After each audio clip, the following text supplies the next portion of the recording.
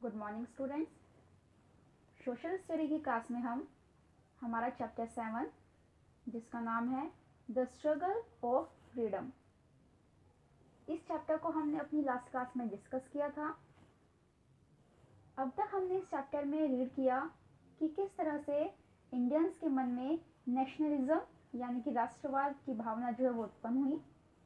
उसके बाद हमने समझा कि इंडियन नेशनल कांग्रेस का जो बर्थ है यानी कि उसका ऑर्गेनाइजेशन कैसे हुआ और किस तरह से उसने वर्क करना स्टार्ट किया। थोड़ा सा इसको एक बार रिवाइज करते हैं। जो इंडियन नेशनल कांग्रेस है इसको बनाया गया 1885 में, ईयर 1885, और इसको एक रिटायर्ड सिविल सर्वेंट थे A.O. ह्यूम, जो पिक्चर में भी शो हो रहे हैं। A.O. ह्यूम ये इन्हीं की पिक्चर है। इन्होंने इसको जो है इस्टेब्लिश किया, इसलिए A.O. ह्यूम को father of the Indian Congress भी कहा जाता है। क्लियर। इसके बाद 28 दिसंबर 1885 यानी कि जिस सन में इसको ऑर्गेनाइज किया गया उसी ईयर में 28 दिसंबर को जो है एक सेशन हुआ। सेशन यानी कि एक मीटिंग हुई। वो कहाँ पर हुई थी? बॉम्बे में। जो प्रेजेंट में मुंबई है उसको उस टाइम में बॉम्बे कहा जाता था। तो उसके जो प्रेसिडेंट थे वो थे W.C. बनर्जी। और उसके बाद से ही एवरी ईयर जो कांग्रेस है उसका सेशन किया जाने लगा। उसके बाद हमने इंडिया के कुछ लीडर्स जो थे, फ्रीडम फाइटर जो थे, उनके बारे में डिस्कस किया था थोड़ा सा। अब हम आज की क्लास में क्लास नंबर 3, इस चैप्टर की क्लास नंबर 3 है, उसको स्टार्ट करेंगे। Divide and rule policy of the British. Chapter 6 में हमने डिस्कस किया था कि जो ब्रिटिशर्स हैं वो एक पॉलिसी को फॉलो करते थे, और वो पॉलिसी क्या थी? Divide and rule.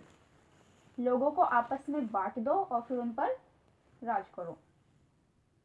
As the year pass the Congress become a strong national organization. जैसे साल बीतते गए वैसे ही जो कांग्रेस है वो धीरे धीरे स्ट्रॉन्ग बनती गई। People from all walks of life supported it. The whole nation respond to it call for freedom. जो लोग हैं वो इसको सपोर्ट करते गए। इसको मीन्स जो कांग्रेस है उसको सपोर्ट किया लोगों ने, और सभी जो है फ्रीडम की डिमांड कर रहे थे। This created a scene of fear in the British. और ये जो सारी चीज़ें हो रही थी कि जो कांग्रेस है वो स्ट्रॉन्ग हो रही है, लोग उसका सपोर्ट कर रहे हैं और अपनी डिमांड उसके थ्रू रख रहे हैं, तो इन सभी सीन से जो सभी चीज़ें हो रही थी उससे ब्रिटिश के मन में कुछ डर जो है वो स्टार्ट होने लगा।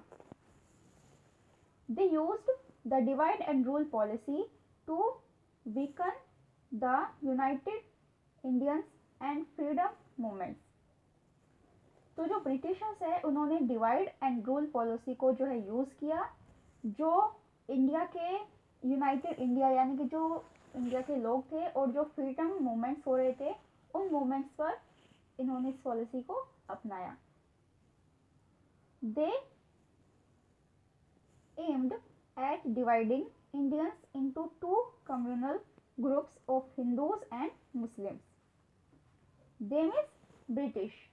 तो ब्रिटिश का उद्देश्य था, एम्ड मीन्स उद्देश्य, कि वो जो है इंडियंस को टू कम्युनल ग्रुप्स में डिवाइड करेंगे। एक होगा हिंदूज का और एक होगा मुस्लिम्स का।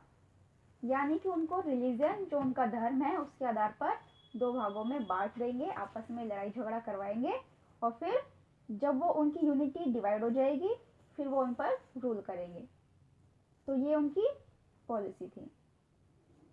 First of all they divided Bengal into two provinces, east Bengal for the Muslims and west Bengal for the Hindus. अब इस पॉलिसी को अप्लाई करने के लिए सबसे पहले उन्होंने क्या किया, सबसे पहले उन्होंने किया कि जो बंगाल था, जो जो हमारी नेबरिंग कंट्री है बांग्लादेश, और जो हमारा एक स्टेट है वेस्ट बंगाल, और कुछ आसपास का एरिया मिला के जो है उस समय बंगाल कहा जाता था। तो उन्होंने उसको 2 पार्ट्स में डिवाइड किया, एक ईस्ट बंगाल जो कि मुस्लिम्स के लिए था, और दूसरा वेस्ट बंगाल जो कि हिंदूज के लिए था। Therefore, in 1905, the partition of Bengal was announced. और ये जो पार्टीशन है, ये जो विभाजन है, ये 1905 में किया गया, जिसको पार्टीशन ऑफ बंगाल का नाम दिया गया था। नेक्स्ट टॉपिक है हमारा द स्वदेशी मूवमेंट। स्वदेशी मूवमेंट जो है ये इंडियंस के द्वारा एक मूवमेंट स्टार्ट किया गया था फ्रीडम के लिए। The Indians oppose this move of the government in a massive way. They come out with a new idea of boycotting British goods. जो इंडियंस है उन्होंने गवर्नमेंट कौन थी उस समय, ब्रिटिश गवर्नमेंट, तो उनके अगेंस्ट जो है एक मूवमेंट स्टार्ट किया, स्वदेशी मूवमेंट। वो एक बहुत ज़्यादा मैसिव वे में, यानी कि बहुत ज़्यादा लोगों ने इसमें पार्टिसिपेट किया, और दे कम आउट, वो जो है बाहर आ रहे थे नए नए आइडियाज़ के साथ, और बाइकआउट कर रहे थे, यानी कि बहिष्कार कर रहे थे ब्रिटिश गुड्स का। जो ब्रिटिश के सामान थे, उनके कपड़े या उनकी जो भी चीज़ें थी, ब्रिटिशर्स जो इंडिया में लेकर आते थे वस्तुएं, उन सभी का वो बाइकआउट यानी कि उनको त्याग रहे थे, छोड़ रहे थे। इट वॉज कॉल्ड इट स्वदेशी मूवमेंट, और इसको क्या कहा गया, स्वदेशी movement. It meant using goods made in India only. इसमें जो है इंडिया में बनी हुई जो वस्तुएं थी सिर्फ उनका ही प्रयोग किया जाता था। यानी कि जब लोगों ने ब्रिटिश की गुड्स का यूज़ नहीं किया, उनका बाइकआउट किया, तो उन्होंने किस चीज़ का यूज़ किया, सिर्फ इंडिया में बनी हुई गुड्स का। British clothes were burned in helps. People were purchase not to go to the shops where British goods were sold. लोग जो है जो ब्रिटिश क्लोथ्स थे उनको जला रहे थे, और जो जिन शॉप्स पर ब्रिटिश गुड्स यानी कि ब्रिटिश वस्तुएं मिलती थी, लोग वहां से कोई भी चीज़ें नहीं खरीद रहे थे।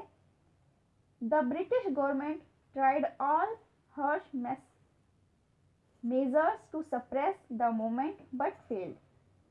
ब्रिटिश गवर्नमेंट ने जो है हर तरह से कोशिश की कि वो इस मूवमेंट को दबा सके, लेकिन वो फेल हो गए।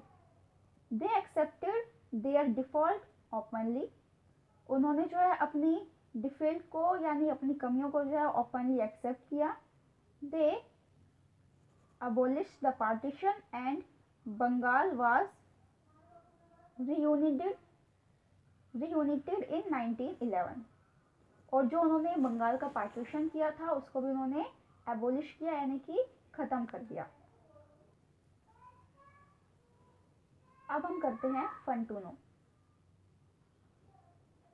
खुदीराम बोस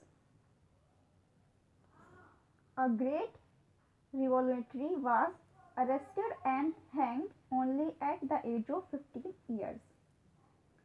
जो ये एक पर्सन थे खुदीराम बोस, इनको जो है अरेस्ट किया गया यानी कि गिरफ्तार किया गया, और इनको 15 साल की उम्र में ही फांसी पर चढ़ा दिया गया था।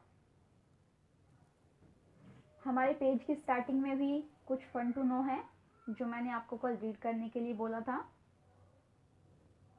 The national song of India Vande Mataram. Bharat का जो नेशनल सॉन्ग है वो है वंदे मातरम, यानी कि राष्ट्रीय गीत। Was compose bye Bankim Chandra Chatterjee. इसको जो है कंपोज किया गया यानी कि बनाया गया या लिखा गया है बंकिम चंद्र चटर्जी द्वारा। इट वाज फर्स्ट संग in the 1896 session of the Indian national Congress. और जो ये वंदे मातरम है इसको सबसे पहले इंडियन नेशनल कांग्रेस के सेशन में गाया गया था। किस सेशन में? 1896 में। क्लियर? इंडिया का नेशनल सॉन्ग क्या है? वंदे मातरम। उसको किसने लिखा या किसने कंपोज किया? बंकिम चंद्र चटर्जी। और सबसे पहले उसको कब गाया गया, कहाँ पर? 1896 में उसको सबसे पहले गाया गया। और कहाँ पर गाया गया? इंडियन नेशनल कांग्रेस के सेशन में। क्लियर? नेक्स्ट है फन टू नो।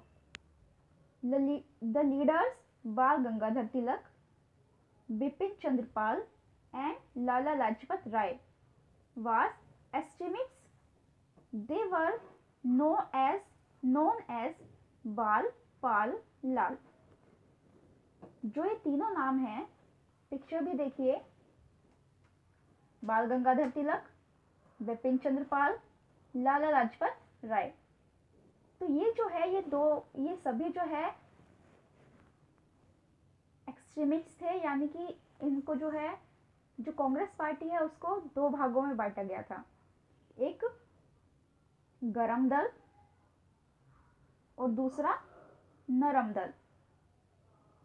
नरम दल तो वो जो आराम से और प्यार से, शांति से, पीसफुली अपनी बात को मनवाना चाहते थे। जैसे कि हमने फर्स्ट पेज पर रीड किया था, उनको मॉडरेट्स कहते हैं।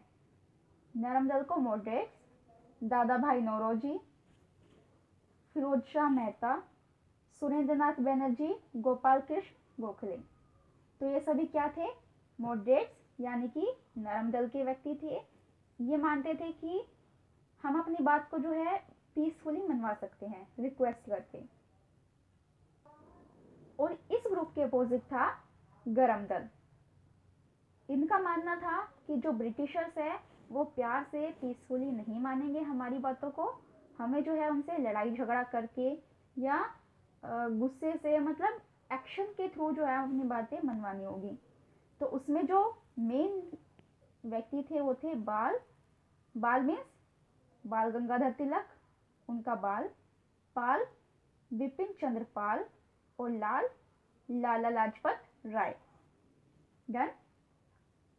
बाल, पाल, लाल का मतलब समझ आ गया आप सभी को। बाल मीन्स बाल गंगाधर तिलक, पाल बिपिन चंद्र पाल, और लाल मीन्स लाला लाजपत राय। क्लियर? तो आज की क्लास में हम इतना ही रखते हैं। जो हमारा आगे का पोर्शन है उसको हम अपनी नेक्स्ट क्लास में, इस चैप्टर की क्लास नंबर 4 में डिस्कस करेंगे। Thank you and have a nice day.